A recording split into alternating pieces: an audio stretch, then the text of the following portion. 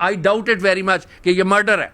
I declare it as a murder. किश्ती वाला भी हो सकता है जो पैसे खा के। अस्सलाम वालेकुम जी, मैं मारिया अली, आप देख रहे हैं मेरा चैनल। 1 मिनट में पूरा ख़ानदान तबाह कर दूंगा। कमांडर आमिर को ये धमकी आखिर किसने दी थी? ये धमकी देने वाला कौन था?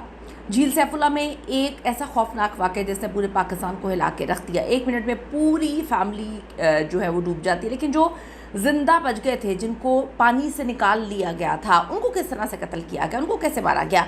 क्या इस सवात में ये जो खौफनाक सब कुछ हुआ है, ये हादसा था, इत्तेफाक था, या फिर प्री प्लान्ड मर्डर? ऐसा मर्डर जिसकी इतनी प्लानिंग की गई थी कि इनमें से कोई भी जिंदा ना बच पाए।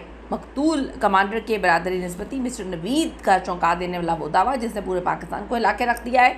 क्या कश्ती के मालिक को रिश्वत देकर जो है वो जानबूझकर कश्ती को डुबोया गया? क्या जानबूझकर जो है इंजन स्टार्टिंग, वो इतने तफाकात कैसे हो जाते हैं? इतने तफाकात, इंजन स्टार्ट नहीं हुआ, उसके बाद जो मल्ला था वो वहाँ से निकल के भाग गया, उसने बचाने की कोशिश नहीं की। जिनको बचा लिया गया था पानी में से, जो इर्द गिर्द के लोग थे, उन्होंने एम्बुलेंस बुलाई तो एम्बुलेंस का पेट्रोल ख़त्म हो गया। और जब बड़ी मुश्किल से जो जिंदा बच गए थे, जिनको बेचारों को जो है फौरी तिबी इमदाद देने की ज़रूरत महसूस हो रही थी और बार बार पैनिक हो रहा था कि इनको बचा लो, इनको बचा लो, हस्पताल जाते हैं, वहाँ पर कोई अमला मौजूद नहीं होता। तो ये इतना इत्तेफाक था या ये सारी चीज़ों को इत्तेफाकात बनाने की साजिश और कोशिश की गई? आज की वीडियो में इसका पोस्टमार्टम करते हैं। रिक्वेस्ट है जी, चैनल को सब्सक्राइब करें और वीडियो को आपने आखिर तक ज़रूर देखना है। एम्बुलेंस में क्या होता रहा था जी? अस्पताल पहुंचने पर कोई डॉक्टर मौजूद नहीं था।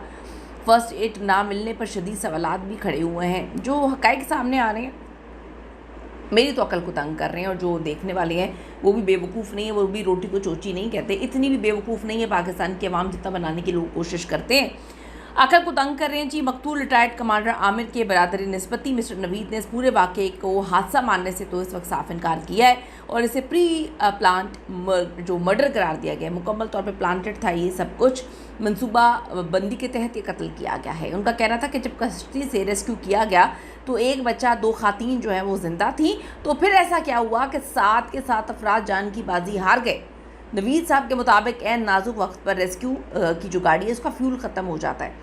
ये कोई इत्तेफाक नहीं है, बल्कि एक सोची समझी साजिश का हिस्सा है ताकि किसी को बचाया ना जा सके। यही नहीं बल्कि ये शुबा भी जाहिर किया जा रहा है कि कश्ती के मालिक को भारी रिश्वत देकर कश्ती को जानबूझ के डुबोया गया। यानी कि जो वहाँ पर एनी शाहिदीन हैं उनके मुताबिक कश्ती को अमूमन इसी तरह स्टार्ट किया जाता है कि पानी में बीच में लेके जाके फिर जो है उसका इंजन स्टार्ट किया जाता है, लेकिन यहाँ पर तो इंजन स्टार्ट ही नहीं हुआ। इस हौलनाक कहानी का ड्रॉप सीन यहीं ख़त्म नहीं होता। कमांडर आमिर के जो बरादरी निस्बती हैं उन्होंने मकतूल के अपने ही भतीजे यानी कि कमांडर के भाई के बेटे पर संगीन तरीन इल्ज़ामात आयद किए हैं। इल्ज़ामात के मुताबिक इस भतीजे ने मरहूम कमांडर आमिर से ज़बरदस्ती उनका फार्म हाउस जो है वो छीना हुआ था और वो पहले भी कमांडर आमिर को संगीन धमकियाँ यानी कि मारने की धमकियाँ दे चुके थे। ये जायदाद की तनाज़े ने 7 मासूम जाने ले ली। क्या ये सच है? और जुल्म की इंतहा देखें, जब मुतासरीन को अस्पताल पहुँचाया गया तो वहाँ पर एक भी डॉक्टर नहीं था। पहले एम्बुलेंस में पेट्रोल नहीं था और उसके बाद अमला ही नहीं था। फर्स्ट एड देने के लिए वहाँ पे कोई भी मौजूद नहीं था। ये इस वक्त खबरें सामने आ रही हैं जो वहाँ के सहाफ़ी हैं। आला सतह की तहकीकात का आगाज़ पुलिस और हसास इदारों ने मिस्टर नवीद के इन चौंका देने वाले बयानात और इल्ज़ामात के बाद झील सैफुल्ला वाक़े की GIT की तहत तफ्तीश का दायरा वसी किया है। भतीजे की तलाश और कश्ती के मालिक से देखें अब क्या चीज़ें मिलती हैं, क्या होता है, क्या नहीं होता, किस किस को शामिल तफ्तीश किया जाता है, फ्यूल किस तरह से ख़त्म हुआ। हस्पताल इंतज़ामिया के ख़िलाफ़ भी एक्शन होना चाहिए। वाक़े के वक्त हस्पताल से गायब रहने वाली डॉक्टर्स जो अमला था, पैरामेडिकल स्टाफ, उनको मुअत्तल करके उनके ख़िलाफ़ जो है गफलत पसंदी की इंक्वायरी शुरू कर देनी चाहिए। क्या ये वाकई जायदाद के तनाज़े में, लालच में सब कुछ किया गया? इतना प्री प्लान मर्डर। इस कहानी में सबसे बड़ा मोड़ तब आया जब कमांडर आमिर बंदल साहब के ख़ानदानी पस मंज़र को देखा गया और नवीद चीमा साहब के मुताबिक कमांडर आमिर का अपनी फैमिली में जायदाद का एक तनाज़ा चल रहा था। उनके अपने फार्म हाउस पर कब्ज़ा किया हुआ था उनके भतीजे ने और वो उसको नशे का अड्डा उसने बनाया हुआ था, जिसके खिलाफ कमांडर आमिर ने RPO को बाकायदा दरख्वास्त भी दे रखी थी और उन्हें मुसलसल कत्ल की धमकियां भी मिल रही थी। क्या इस दुश्मनी का बदला लेने के लिए झील के इस सफ़र को एक खूनी जाल में तब्दील किया गया? बरादरी निस्बती जो नवीद चीमा साहब, उनका दावा है जब कमांडर आमिर की बेटियां और नन्हे नवासे को रेस्क्यू किया गया था तो वो जिंदा थे और सांस ले रहे थे। बच्चे को CPR देने की फुटेज भी मौजूद है। अगर उन्हें वक्त पर तिबी इमदाद मिल जाती तो ख़ानदान का चश्मो चिराग जो है वो तो बच सकता था। देखिए जुल्म की इंतहा देखिए, लाशें एम्बुलेंस के जो ज़ख्मियों को लाने वाली जो रेस्क्यू डबल 122 की गाड़ी थी, रास्ते में पेट्रोल ख़त्म हो गया। मतलब इतने इत्तफ़ाक़ात तो नहीं हो सकते ना, खुद आप सोचिए, आप भी चीज़ों को समझते हैं, हम भी चीज़ों को समझते हैं, इतना तो हम रोटी को चोची नहीं कहते ना कि ना डॉक्टर था।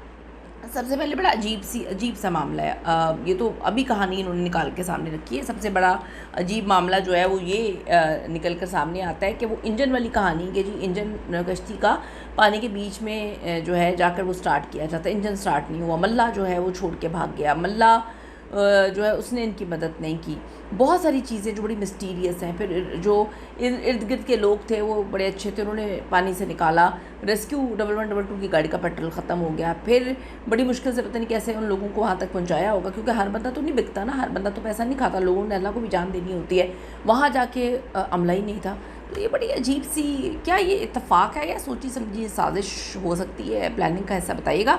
नवीद चीमा साहब ने कहा कि मैं चुप करके बैठने वाला नहीं हूँ, उस मामले की जो है इन्वेस्टिगेशन पूरी करवाऊँगा, क्योंकि इस साल में मेरी पूरी 3 नस्लें ख़त्म हो गई। उन्होंने दावा किया कि बड़े बड़े दावे उन्होंने किए हैं, अल्लाह ताला जी बेहतर करें इनके हक़ में। इनकी तो पूरी फैमिली ही इस वक्त तकलीफ़ और अजियत में है। हुकूमत से भी तहकीकात का मुतालबा किया है, और इतनी बड़ी लिखी फैमिली जिसके पास दुनिया जहाँ का एक पूरी दुनिया में घूमे थे, वालिद साहब ख़ुद नेवी में हों, कैसे बेसिक सेफ्टी को कॉम्प्रोमाइज़ किया जा सकता है। कोई यकीनन पूरी फैमिली को घेर घार के ही वहाँ तक पहुँचाया गया होगा, वरना आप देखें लाइफ जैकेट्स और हर चीज़। हाय हाय, क्या कहें। आपके ख्याल में क्या वाकई ये एक हादसा आपको लगता है या जायदाद के तनाज़े का हौलनाक अंजाम? कमेंट ज़रूर करेगा। सी यू द नेक्स्ट वीडियो लाने के बाद।